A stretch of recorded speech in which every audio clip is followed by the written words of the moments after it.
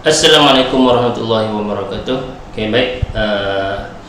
Selamat kembali. InsyaAllah hari ini kita akan sambung pembelajaran kita yang pada minggu lepas 6.3, iaitu berkaitan dengan lokasi bentuk muka bumi di Malaysia. Baik.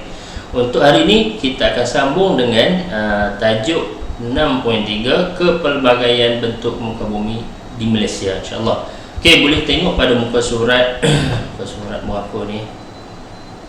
Muka surat 68. Okey, ataupun boleh tengok dekat skrin saya. Kepentingan pelbagai bentuk muka bumi di Malaysia. Baik, kita baca sikit, nak tengok apa kepentingan dia. Okey, seperti mana yang kita dah tahu. Okey. Bentuk muka bumi dekat Malaysia ni dia ada 4. Okey, tanah tinggi, tanah pamah, saliran dan pinggir laut. Baik, jadi nanti kita akan tengok setiap satu kepentingan untuk bentuk muka bumi ini di Malaysia. Baik, kita baca sikit. Kepelbagaian bentuk muka bumi di Malaysia membolehkan pelbagai kegiatan manusia dijalankan. Kegiatan tersebut berbeza-beza mengikut kesesuaian bentuk muka bumi. Kita tengok yang pertama, kepentingan tanah tinggi.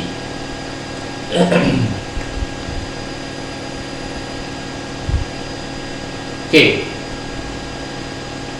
Yang pertamanya, dia boleh dikategorikan sebagai pelancongan. Ini yang pertama. Tanah tinggi ini penting untuk pelancongan. Baik. Kawasan tanah tinggi mempunyai pemandangan yang menarik, suhu yang nyaman sesuai untuk pelancongan. Contoh yang dibagi kat sini, Bukit Bendera Pulau Pinang, Gunung Kinabalu Sabah dan Genting Highland kat Pahang. Ini sebagai pusat pelancongan. Yang kedua, kepentingan tanah tinggi adalah untuk pertanian.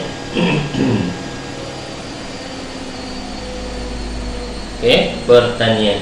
Kawasan tanah tinggi sesuai untuk tanaman hawa sederhana seperti sayur-sayuran, bunga-bungaan dan buah-buahan. Contoh, Cameron Highland dengan Kundasang Sabah.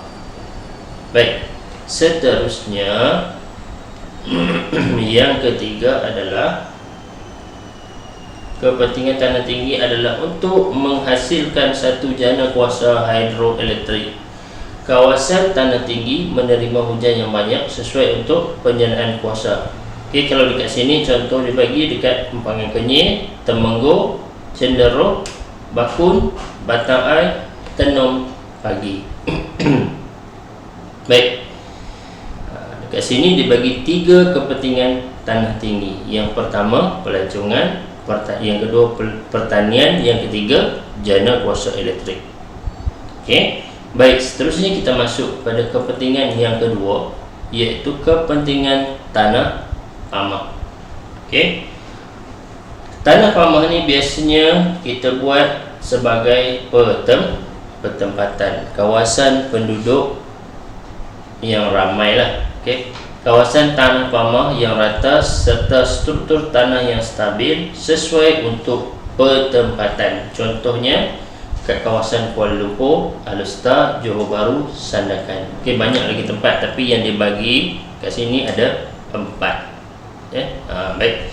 Seterusnya, kawasan kepentingan tanah pamah adalah untuk proses perindustrian.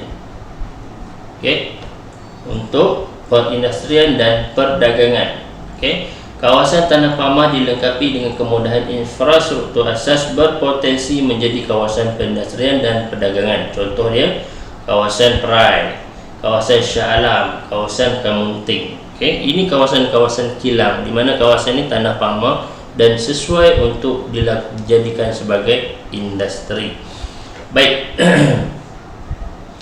Kepentingan tanah pamah yang ketiga adalah perhubungan dan pengangkutan. Kalau kita tengok kat sebelah tu, nampak tak lapangan terbang KLIA. Kita baca sikit. Jalan raya, landasan kereta api dan lapangan terbang dapat dibina di tanah pamah. Contoh dia lebuh raya utara selatan, lapangan terbang KLIA, landasan kereta api laluan pantai barat. Okey, ni yang ketiga. Dan yang keempat, okey, kawasan tanah pamah juga. A, B, C, ni C, C dan D.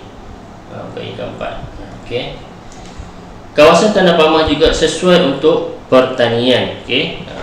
Kalau dekat sini diletakkan sebagai kawasan padi di dataran Kedah, Perlis dataran Kelantan dan dataran Jang, getah kelapa sawit dan nanas di dataran Johor. Jadi ada 4 kepentingan tanah pamah yang dinyatakan dalam buku teks. Baik, yang pertama pertempatan, yang kedua perindustrian dan perdagangan, yang ketiga perhubungan dan pengangkutan, dan yang keempat boleh dijadikan juga sebagai kawasan pertanian. Baik, seterusnya kita akan tengok kepentingan saliran. Okey. Saliran ini boleh dijadikan sebagai sempadan antara daerah ataupun antara negeri. Baik, sungai di Malaysia berfungsi sebagai sempadan antara bangsa dan sebagai sempadan negeri. Contohnya, Sungai Golok merupakan sempadan antara bangsa antara negara Malaysia dengan negara Thailand. Siapa yang pernah pergi Kelantan tu dia tahulah. Okey, baik. Kemudian Sungai Bernam menjadi sempadan antara negeri Selangor dan Perak. Kalau sebelah gambar sebelah kanan tu kamu tengok dia adalah Sungai Golok dekat Kelantan yang menjadi sempadan negeri. Okey, kemudian yang seterusnya B. Okey, kepentingan saliran juga adalah untuk perikanan. Okey, sungai dan tasik penting untuk kegiatan peternakan dan penangkapan ikan air tawar. Contoh dia Sungai Endau, Sungai Pahang, Sungai Rajang, Tasik Kenyir. Sebelah kiri tu ada gambar tasik sini dekat Pahang. Baik, seterusnya C. Kawasan kepentingan saliran juga adalah menjadi perhubungan dan pengangkutan. Sungai digunakan untuk mengangkut kayu balak. Contoh dia Sungai Kinabatangan, Sungai Rajang dan Sungai Baram dekat Sarawak. Sungai yang besar-besar ni kebanyakannya berada di Sabah dan Sarawak. Dekat Semenanjung kita ni kurang, tak ada banyak sangat. Tapi kalau dekat Sabah dan Sarawak, sungainya sangat besar. Sebab dia, sungai ni adalah menjadi satu rangkaian ataupun perhubungan utama dekat sana. Baik, kemudian kita tengok yang seterusnya.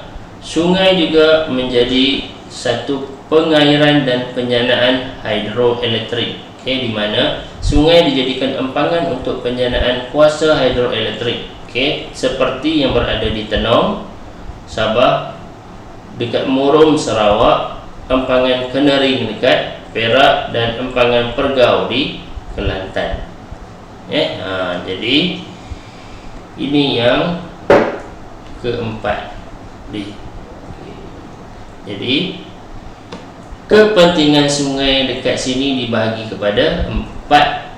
Yang pertama sempadan, yang kedua perikanan, yang ketiga sebagai perhubungan, dan yang keempat sebagai pengairan dan penyanaan hidroelektrik. Kemudian kita masuk yang terakhir, kepentingan kawasan pinggir laut. Kita tengok. Kepentingan yang pertama adalah sebagai sumber perikanan. Di mana kawasan perikanan utama di Malaysia, contoh yang dibagi dekat sini adalah dekat Kuala Selangor, Kuala Muda dan Sandakan. Ini tempat-tempat yang nelayan naikkan ikan dia. Kemudian seterusnya kepentingan pinggir laut yang kedua adalah sebagai pusat pelancongan. Kawasan pinggir laut mempunyai pelbagai ciri fizikal yang mampu menggalakkan kegiatan pelancongan. Seperti Pulau Pangkor, Pulau Sipadan, Pulau Tioman. Dan kita terus kepada ciri-ciri kepentingan pinggir laut yang ketiga, iaitu yang C. Okey, kepentingannya adalah untuk dijadikan sebagai kawasan pelamongan. Okey, kawasan pesisir pantai kaya dengan sumber mineral seperti petroleum, gas asli. Sumber ini terdapat di luar kawasan pesisir pantai Terengganu, Sarawak dan Sabah. Kalau kita tengok gambar di sebelah kanan tu, pelantar minyak Terengganu. Okey, dia berada di luar kawasan pesisir pantai. Okey, jadi seterusnya kita tengok D. Okey, kepentingan pesisir pantai. Yang terakhir adalah sebagai pelabuhan. Kawasan pinggir laut berteluk dan terlindung daripada tiupan angin kencang sesuai dijadikan tapak pelabuhan. Contoh dia dekat sini dia bagi pelabuhan Klang dan pelabuhan Pasir Gudang. Baik. Jadi dekat sini kita boleh rumuskan bahawa daripada muka surat 68 tadi 68 tadi sampailah muka surat apa tadi 71.